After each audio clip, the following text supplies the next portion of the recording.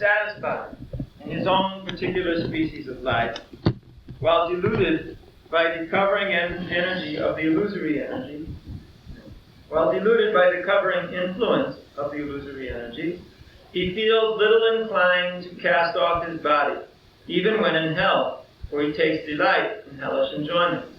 Purport.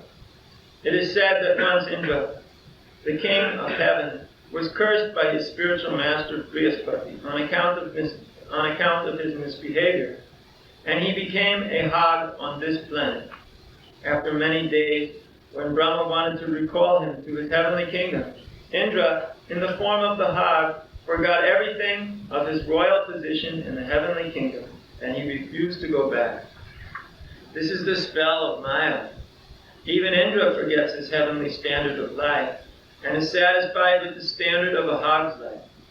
By the influence of Maya, the conditioned soul becomes so affectionate towards his particular type of body that if he is offered, give up this body, and immediately you will have a king's body, he will not agree.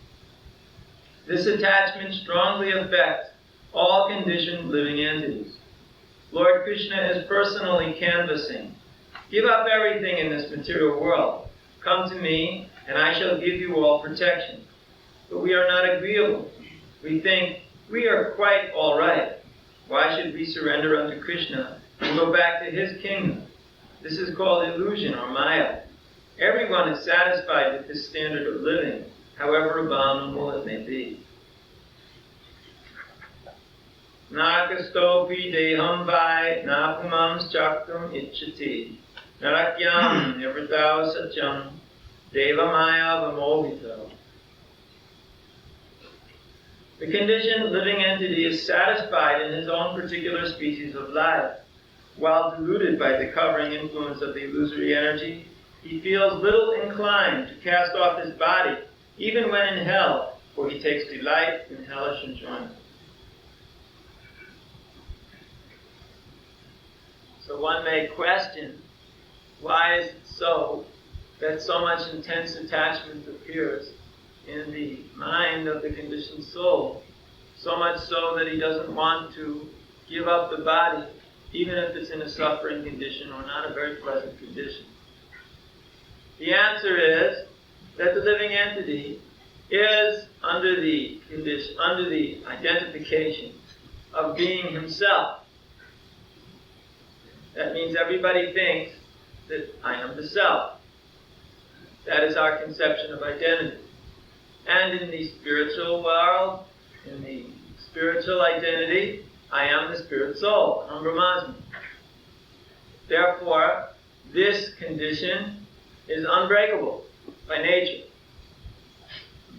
Being that it's spirit, it's eternal, is that which is spiritual, can never be destroyed, can never be changed, can simply be covered by matter, by our desire. So, the original, eternal, spiritual condition, which is still there, but now covered very much, is that I am this person, and this person is a spirit soul. However, when we come to this material platform, when we accept the covering of the material existence, we accept the position as I am this body. Now we accept the false ego. And because we have accepted the false ego as the self, we feel that this self should always be. This self should never not be. This self should always be. Therefore, no matter what condition of life we're in due to our previous karma, that condition is seen by us, due to the influence of false ego, as the eternal condition that must always be there.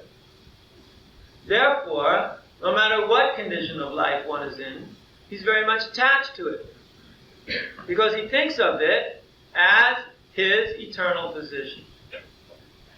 That is the problem. Although it is not my eternal position, although it is a temporary position, although it is not even a pleasant position, because I'm covered by the deluding potency of Maya, I think it is, because by nature, my identity is an eternal thing. But I've lost the understanding because this identity is now covered over by Maya. So therefore I'm attached. If I'm a Hag, I think this is my eternal position. I know I have one. Everybody knows he has one. Everybody knows I am. Everybody knows that. I exist. I'm a person. I'm a somebody. I'm here, see? But what they don't know is what is the real nature of that thing which is. Therefore, we mentioned yesterday this example, without knowing that it was in the purport of today's verse. Here we have Indra, the king of heaven. I don't think we finished the example. Indra, the king of heaven, was in the Hag's body being cursed by Brihaspati. So he accepted that body and was enjoying quite nicely all of the so-called food which was delivered by the farmer. And he was having sex with mother, daughter, sister, anybody. And he was happy in his family affairs. And he didn't want to go back to the heavenly planets. Even though Lord Brahma himself came and said, all right, King Indra, you've messed around here enough in this material world, this lower planetary system. Here you are, the king of the heavenly planets, and here you are fooling around like a hog. Now it is time that you go back to your position as king. So come on, I've come to take you. And Indra, in the form of the hog, said, what are you talking about? How can I leave my wife, my children, my home, my good food? I'm taken care of so nicely. Anytime I want to eat, they just bring all these desirable things, throw it down in front of me, and I just slurp it up. So Indra actually thought he was a hog. And Lord Brahma was amazed. He was just listening to this, amazed that how this Indra, king of heaven, actually thinks he's a hog. So he thought, ooh, how powerful is this influence of the illusory energy of the Lord. And he went away very respectful. Later on, by the arrangement of the demigods and the arrangement of nature, the arrangement of time, the farmer decided he was going to have some dinner. So he started sticking the knife in the neck of the wife and kiddies of Indra. And when Indra was seeing this, he was hysterical with anxiety. How they could be doing this? How he can be killing them? Oh no, my wife, my children, my family. And at that time, he snapped out of his grand illusion and understood, wait a minute, I'm not a hog, I'm Indra, what am I doing here? And at that time he was brought back to the heavenly planets and went on as before. So, the illusion is great. As soon as one accepts a body, he simply cannot think of being anything else than that body. And as it is described here in two different ways, two different words. Naraka, stop. Even you're situated in hell. If one is enjoying the so-called enjoyment of hell, Narakam Nivradam, this so-called enjoyment of hell, when one is situated there, enjoying in that way, one thinks, this is very nice. Generally when you say hell, most people think it's a place that you have to go to, where it's burning all the time, due to the Christian influence. But in the Vedic literatures, hell is not only a place, but it's also a condition you're in. And that we know too. Sometimes here in this material world there are hellish conditions of life. Not at all very pleasant, extremely painful. And one of them is to be a hog. From our point of view, to become a hog is a hellish thing. But the funny thing is, not funny, pathetic, that the hog he thinks that hellish delight is very nice. After all, those who are in the lower regions, hellish regions, they think it's very nice. They don't mind it. Just like sometimes in jail, there are prisoners who think it's very nice. In fact, they quite like it. There are many examples of persons who get out of jail and then they go and commit a crime immediately so they can get caught and put back in jail because they like it in jail. There are many examples, believe it or not. Now, we don't believe it because we think, how can anybody be so foolish? But it is a fact that there are persons who wish to enjoy the hellish way. I know also Prabhupada once gave a very instructive comment when he mentioned about how, this was quite some time ago, he mentioned how hellish was New York City. And I said, doesn't seem that hellish to me, I don't know why. And Prabhupada said, yes, because any hole is home if it's the place of your birth. So even you're born in a hole in the ground, that place is home. Home is very nice. If it's the place of your birth. As Krishna also said this in that famous verse in the Srimad Bhagavatam. That place of birth becomes worshipful, Bomajadi. The one thinks it's very, very nice, and he feels very comfortable. And whatever hellish condition he's born into, even you're born in the most hellish condition, you think that place is very nice. So, this is the problem. That we tend to accept anything in relation with the body as reality.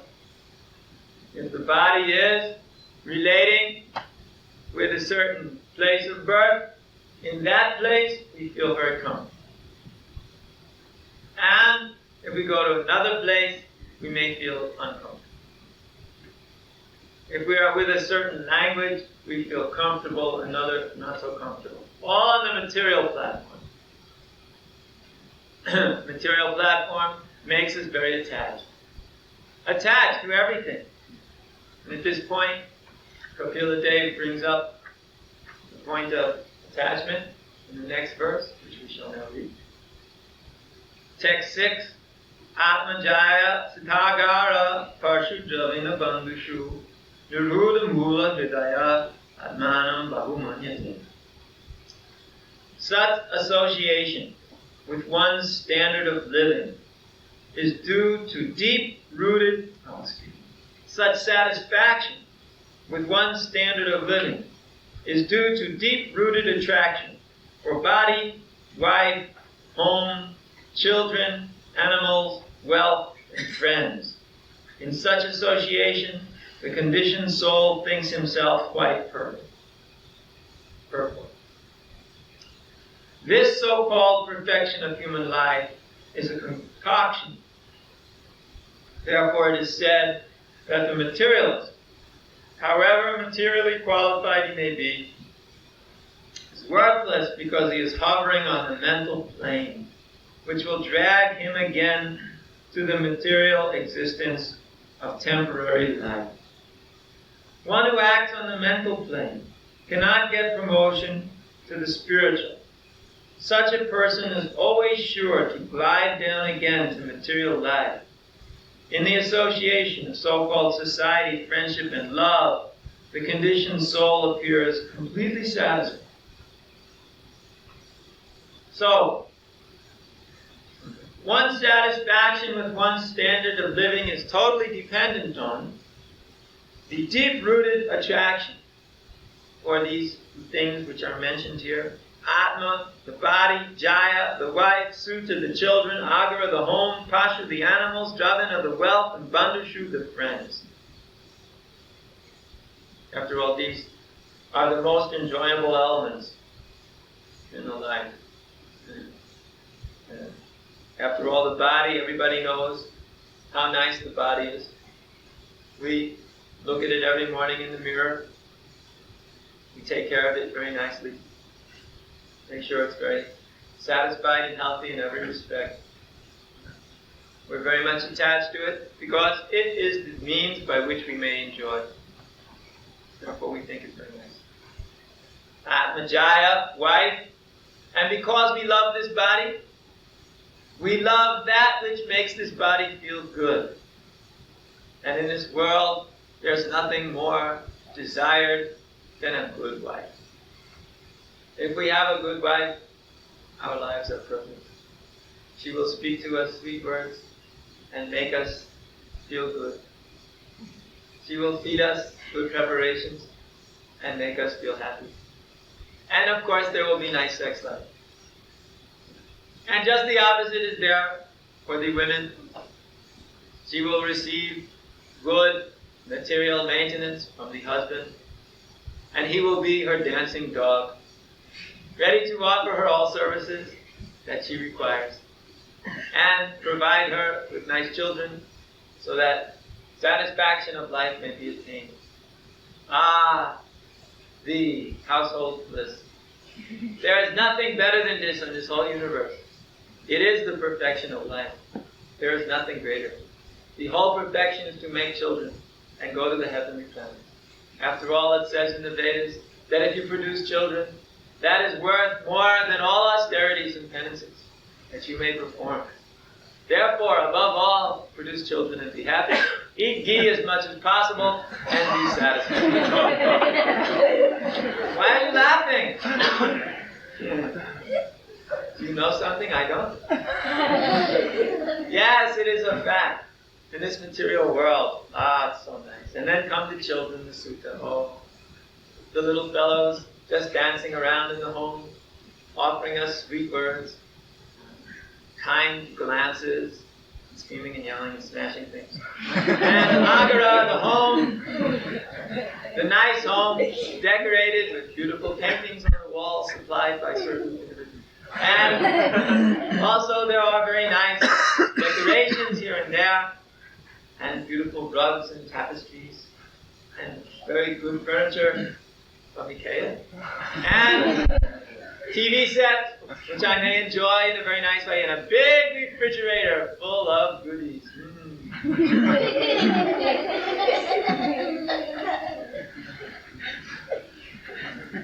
Just try and control yourself, though. I won't mention your name. And Pashu, animals, the cats, the dogs, the goldfish, the turtles, the parakeets. Yes, even today.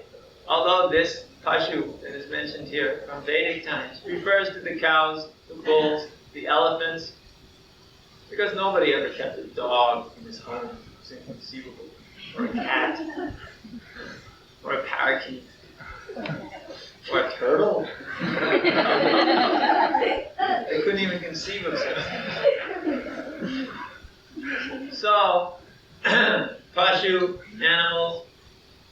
Sometimes the people are more attached to the animals than to other people.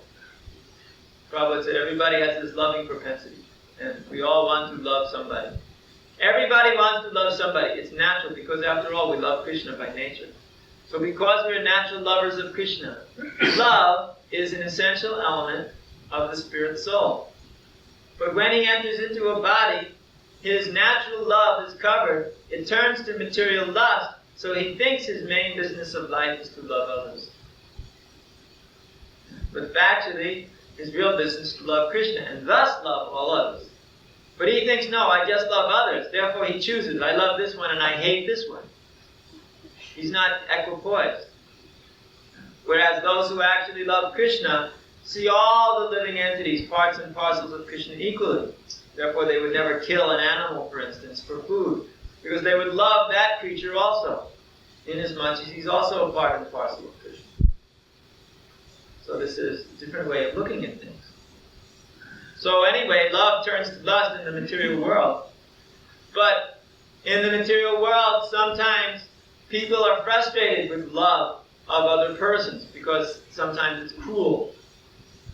Generally, you give your heart to another and they take it and chop it up. That is generally the way in which it is in this material world. Or, if you're lucky, it stays somehow all right if you're submissive enough. So, sometimes people take shelter in their dog. A person will transfer his loving propensity to his dog. And he will always have some love for somebody. If it's not for people, it'll be for dog or cat or parakeet or turtle. And you will see big people in Manhattan on Park Avenue. Big chairmen of banks and corporations walking their dog in the morning out of love for the little dog. And driving a wealth, everybody's very much attached to wealth. They all want as much wealth as possible, and they identify themselves according to their material position. Their identity is also developed in terms of their wealth. If they're very rich, they think, I'm a rich man, and that becomes their identity. If they're poor, they think, I'm a poor man. That also becomes their identity. Wealth is part of the identity process. And Bandhu, friends, these friends also formulate our identity and our attachments, because according to who we associate with, we tend to develop that nature. We develop the nature according to our association. Or put another way, a man is known by the company he keeps. If you keep a company with the materialists, you become known as a materialist. If you keep a company with the spiritualists, you become known as a spiritualist. So the identification which one may experience in relationship to the body is known by also his friendship. However, devotees go throughout the whole society and don't mind relating with anybody, even in a friendly way, because they like to give people Krishna. It is not that now we think, oh, this is a materialist, ooh, avoid him completely. We think, all right, we should be nice to this part and parcel of Krishna, because after all, he just forgot. He just forgot something, the basic point. Therefore, we've got to help remind him, but if we are not even friendly with this person, then he will not remember anything. So in this way, we help others by being friends to others. Therefore, it is stated that a devotee is karnika, suradasavadehi. No. He's merciful and the best wishing friend to all others. And that includes also the animals. So much slaughter of animals is going on all over the whole world. Millions and millions of them are killed every day just for so-called eating food, which is not food but accepted as food. And they're suffering. If you don't think it's suffering, then one day we'll take a sledgehammer and bash you between the eyes. And if we don't happen to make it finished in one shot while you're writhing on the ground and uncontrollably moving here and there, we'll bash you again with the sledgehammer. And if we miss again, then we'll bash you again with the sledgehammer, until finally you're dead. So therefore, don't you think the animals are suffering when they are killed? Because that's how they are killed in slaughterhouses. So horrifying. It's simply horrifying. And yet, people talk about friendship and love. They talk about peace. We find also that there are some persons who, having read Prabhupada's books, even have made in very famous movies indications. You might be interested in this. I heard about this the other day for the first time. There was some big movie about the Vietnam War, a very, very famous movie. And in this movie, the producer was making one point, which again and again in a subtle way was coming across, but only a devotee could catch it. Which is that they would show scenes in the Vietnam War of slaughter of people. And then they would flash quickly to a scene of slaughter of some cow somewhere. And they would just flash like that, and then back again. You know how they do it in the modern time? They just hit you with a picture which you can't figure out what it is, but it goes in the back of the mind. So that's what this man was doing in this movie. Very, very famous movie, won all kinds of awards. So he's just flashing back and forth, the cow slaughter, and then the slaughter of people on the battlefield. So gradually, Even some big persons are waking up to the fact there's a definite relationship there. Because if you say, I'm peaceful, I'm loving, some persons, they present themselves like, I love everybody. Then you ask, why don't you love the animals? They say, well, they have no soul. This argument is rather interesting. So we say, well, then what is the life there? If life is just chemicals, then actually you're proving the point of the scientists, aren't you? And therefore, the scientists very easily could say that, look, there's hardly any difference between the monkey and the man. The life in both are very similar. Therefore, the man is also chemicals. And the church nowadays can't argue with that point, because they painted themselves into the corner by saying only human has soul, everybody else is just chemicals. And it's obvious to almost everybody that, well, the life is life, the motion's the motion, the constant's the constant. So the scientists, when they want to destroy the religious understanding, they'll accept this principle, that life is all the same. But when it comes to killing, they'll make another principle. No, the human is superior. Such hypocrisy. Therefore, we can kill the animal. So we should be consistent. Either it's all the same, or one is better than the other. We, of course, understand that all are spiritual souls, part and parcel of Krishna. Therefore, we never sanction the killing of any living entity. It's unavoidable sometimes, but we never go out of our way to do it. We always allow right to life. Even the children in the womb, who are slaughtered by the millions every year, some huge number of babies are destroyed in the womb. So, these activities do not seem to be activities of peaceful, loving persons. They seem to be the activities of murderers, who are hardly peaceful or loving. But it is all because of attachment. Because I'm attached to my body and the tongue, therefore I will kill animals. And because I'm attached to my sense gratification in general, I will slaughter innocent babies in the womb, because I won't care. Because just to get rid of them, so I don't have to bother with them anymore. And yet, the same person will proclaim that they are lovers of others. They will even complain, you Hare Krishnas, you don't love others. Inconceivable argument. Inconceivable hypocrisy. So we find that this material world is filled with such hypocrisy. In fact, this is the age of Kali. The age of quarrel and hypocrisy. People will pick a fight at the smallest thing, and they will be very hypocritical, because they'll proclaim one philosophy one day and another philosophy the next day, simply according to their own whim. No consistency is there. And actually they know it's true. I remember many occasions I would speak about this abortion issue.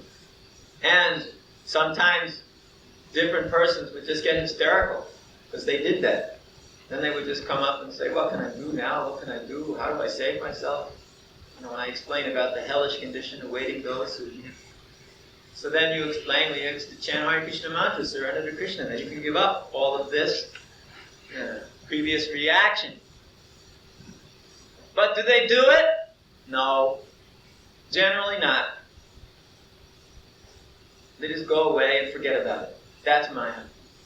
They just push it out of their minds. And sometimes they never come back to the Hare Krishna temple again. Because they know if they come, they may talk about this again. Then I'm going to get in trouble. Just see, the conditioned soul is so attached, even you give him on a silver platter the method by which he can overcome all such sinful reactions without any difficulties, and he will reject that too because he's attached to all these things. His body, his home, his family, all these things. And we even tell him, sir, you can have a nice wife and children here in Krishna consciousness. If that is your desire, you can do. Plenty. You have plenty. Wearing the white. You think these kids came from the stork? So that's all right. You know, but don't be a murderer. outside in this material world. One should engage himself in spiritual understanding of things, spiritual consciousness. All right, you may have so many attachments, but those attachments are not necessarily, they do not necessarily have to be obstacles in spiritual life. Although they make some trouble, there's no doubt. But when one conquers over these intense attachments by engaging in Krishna's service, then one becomes very strong in his spiritual life and actually can overcome the illusions of Maya. So we're presenting a solution. We've got a solution here. Now it is a question of the living entities understanding that, accepting that, and taking it up. We have taken it up because we saw here's a solution. This is what's needed. It does not take very much to understand the problem. After all, even the materialists understand the problems to a certain extent. But the solution, who's got a solution? There is no solution in the material world. Because if you take a material solution to a material problem, you've still got another material problem developing somehow or another. You cannot conquer material problems with material solutions. It's not possible. No more than you can add two negatives and get a positive. A -1 plus a -1 is a -2. You can never make a positive number by adding negative things. Material plus material equals material. However, material plus spiritual, depending on how much of it you do, can bring you to the spiritual platform. If your material is -10 million, and your spiritual is plus 500, well, it will reduce the material attachments to some extent. But when you get to the point of -10 million and plus 20 million, then you're doing all right. You're in the positive spiritual realm. And then you add spiritual upon spiritual and just increases in spiritual bliss. So this is a mathematical demonstration of the potencies of Krishna consciousness. So, Krishna consciousness is not devoid of the aspects of knowledge of the material existence, nor do we avoid the various social relationships. We have friends, we have family, we have society, and there is, of course, love for others. But it is not attachment outside of Krishna. Therefore, we may be related to each other because we are related to Krishna. Otherwise, on which material basis would all of the same people presently in this room assemble?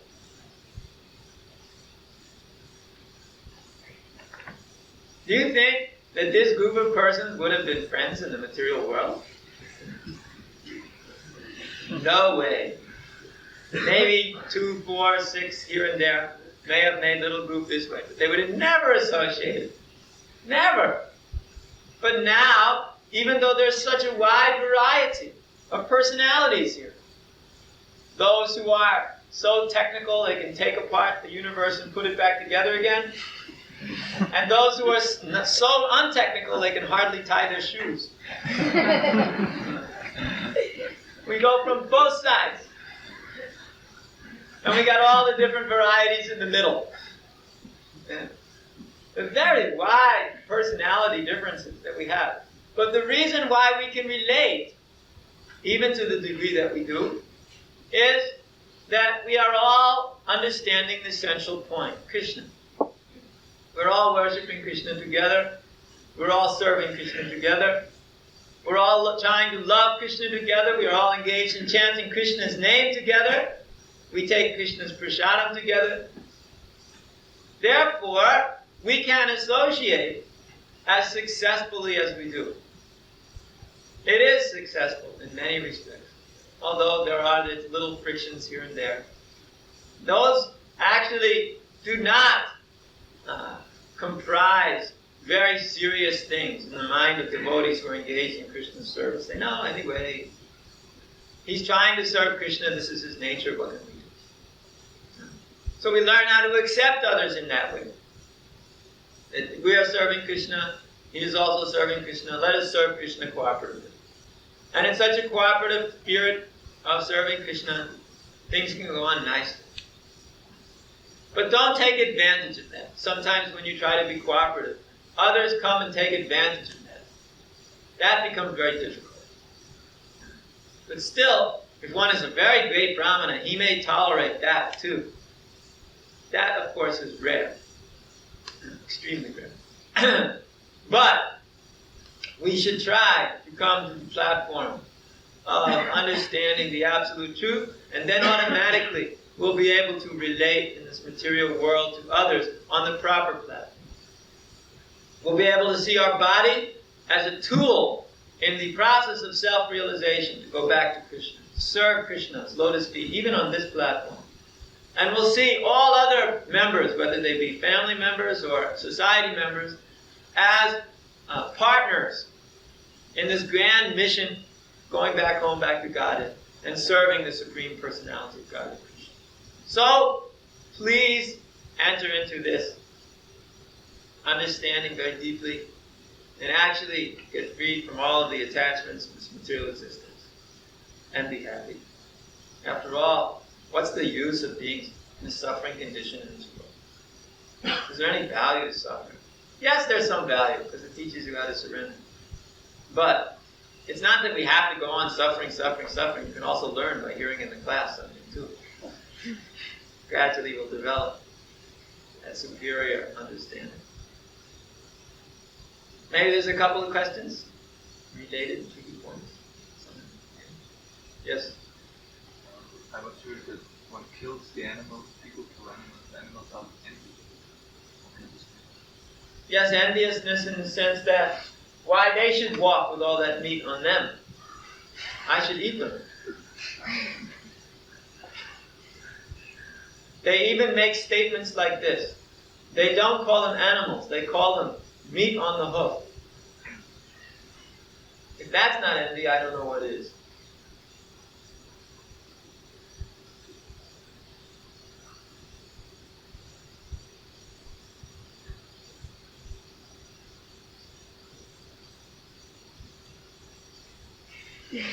I thought, wow, I was going to be real liberal today and let everybody ask questions.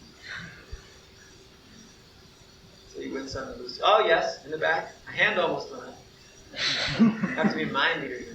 I see the light bulb go up on the top of the head. Yes?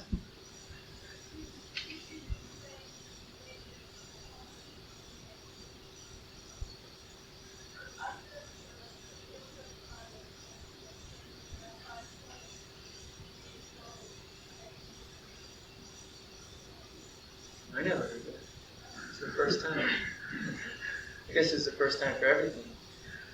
But prayer, well, that is a question of the heart. It really should not be a product of the intellect alone. Although, if you pray to Krishna, give me this, give me that. Oh God, I want to be that. This is a product of sense desire. Therefore, Prabhupada did say that better you quote the prayers of the previous acharyas. You speak in the same way as they have spoken, not only in the Shastra but also in the songs of the Vaishnava acharyas. And that way you won't make the mistake of just offering gimme prayers. Give me this, give me that, give me the other thing. And one will be able to offer some praise to Krishna, which will be very nice. However, when one comes before Krishna, the natural inclination is to say, I'm completely useless. I'm a total mess. I'm totally hopeless. I throw myself at your lotus feet. Please save me. That is from the heart. But generally, nobody's intelligence will ever accept such a thing. That is something from the heart. And that may be offered to Krishna because, after all, that is in the heart. But one should try to preface such prayers with glorification of Krishna. Not that as soon as one comes before the deity, just says, I'm a wreck, I'm a Well, that he already knows better than you know. He's already well aware of your problems. So one should try to offer some praise to the Supreme Lord. And then he may present his case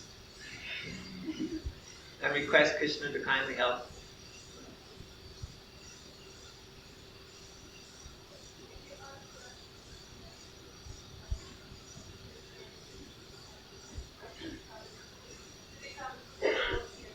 That's very good. No, that's not a gimme. Become a good devotee means I want to be a good servant. So that's not a gimme. A gimme means give me this day, give me this bread, things like that. I've got needs and desires, so give them to me, please. But if you say, just help me to surrender to you, help me to please you, help me to be a good devotee, this is meaning, give me some strength so I can do what I'm supposed to do as a spirit soul. So that's good. Yes? What is the difference between mind and intelligence? Do you this difference also in the English language? Or it's related to the Vedic philosophy and it's discriminated so much before the English language? But in Russian, there is a practice that words correspond. Mind and intelligence in English, it's just a language. And the words do mean something, but nobody knows what they mean, really. So unless you, at least there are different words. Unless you actually come to the point of knowing the distinction between the two, you'll never know what they mean in any language. And the only place you're going to learn the distinction is in the Krishna consciousness movement. I mean, at least in the Vedic literature.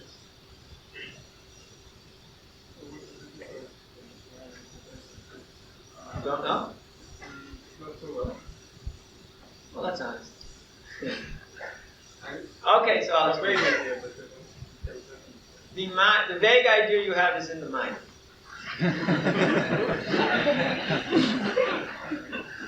So the mind is a vehicle. It's an agency. In and of itself, it is not interested in much. It takes its desires that you find rolling around in the mind from the senses or from the intelligence. In other words, it's filled up by intelligence or senses, like a warehouse. By nature, it's empty. Or it will engage in glorification of oneself. Self meaning whatever particular senses or body is attached to the mind at that particular moment, or intelligence as well. Intelligence is the ability to discriminate. It's an ability. Just like the senses have an ability to perceive, the intelligence has an ability to discriminate, to make decisions. So that's real intelligence, decision making. And the mind is the arena within which all of these things take place.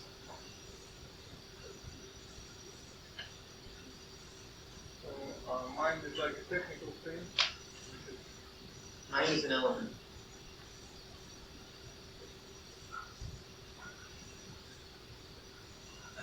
I wouldn't know how to answer that. Mind is like a technical thing. What do you mean, like My mind is like a vehicle, you said. a vehicle? Yeah, it's like it carries things. Just like the air is also a vehicle. It carries aromas. So you wouldn't call the air technical.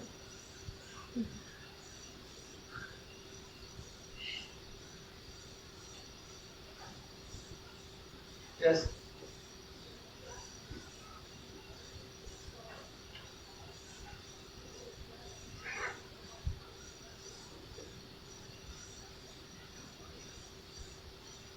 It depends. The most important thing may be for the wife to collect a lot of Lakshmi, say. Or the most important thing for the wife may be to take care of the children in such a way that she has a lot of time to serve Krishna too. And especially that the husband may have a lot of time. Or, more important may be that the husband takes care of the children and the wife goes out and serves. In other words, there's no easy formula. It depends on the qualities of the husband and wife. In which way we can maximize both of their services to Krishna. Because we don't make such a distinction. We engage everybody according to their propensities and according to their abilities. So, there's no special formula that we want our girls to follow, or even our boys. We are not interested in the idea that the girls shall simply stay at home and take care of children. This is Maya. Prabhupada has repeated again and again that in Krishna consciousness movement, our girls and our boys are equal in their engagements. And they should both be engaged. In our temples, this is a quote, just like the brahmacharis and sannyasis. Prabhupada had very high expectations of all of the girls too. Although sometimes they take shelter of this. Well, I'm just a woman, I should just take care of my children. But that's,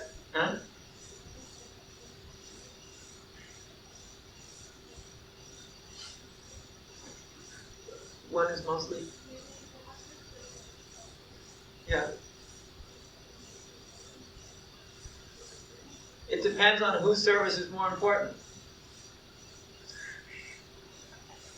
So that will have to be decided by, I suppose, the managers, whoever they are, whose service is more important. Although I can imagine it's really tough for the man to have to accept that he's less important than the girl. Oh, ooh, isn't that horrible? Imagine if your wife is more important than you. What hell your life must be, isn't it? What do you say? You men have that problem sometimes. Nobody here has that problem, so we That's good.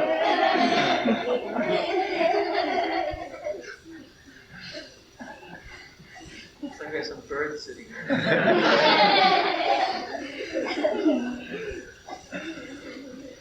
So I guess I didn't help you very much, did I? But in each and every case, it has to be decided. You can't just make like a general rule, because we're all individuals. You know? Everybody's individual, spirit, soul. And some of the girls are very valuable, some of the boys are very valuable. Then the real problem comes in the case right now between yourself and your husband, because you're both very important.